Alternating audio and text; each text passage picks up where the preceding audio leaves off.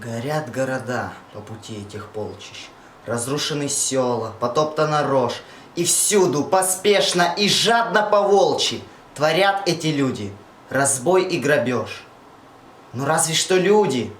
Никто не поверит при встрече с одетым в мундиры зверьем. Они и едят не как люди, как звери. Глотают парную свинину сырьем.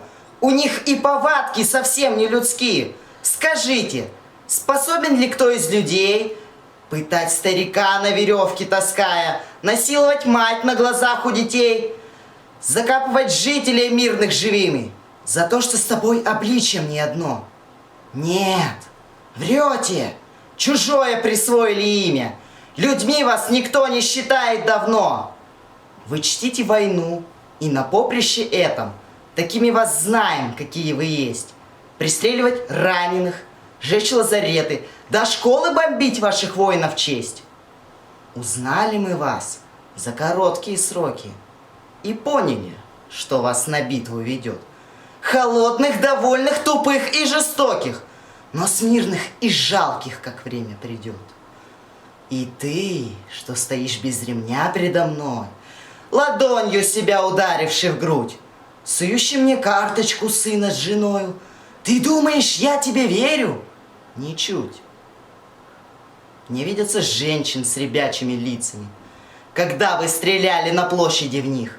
Их кровь на оборванных наспех петлицах, на потных холодных ладонях твоих. Покуда ты с теми, кто небо и землю хотят у нас взять, свободу и честь, покуда ты с ними, ты враг, и да здравствует кара и месть. Ты, серый от пепла сожженных селений, над жизнью навесивший тень своих крыл, ты думал, что мы поползем на коленях? Не ужас, ярость ты в нас пробудил. Мы будем вас бить все сильнее час от часа, штыком и снарядом, ножом и дубьем. Мы будем вас бить, глушить вас фугасом, мы рот вам советской землей забьем. И пускай до последнего часа расплаты, дня торжества, недалекого дня, мне не дожить, как и многим ребятам, которые были не хуже меня. Я долг свой всегда по-солдатски приемлю. И если уж смерть выбирать нам, друзьям, то лучшую смерть, чем за родимую землю, и выбрать нельзя.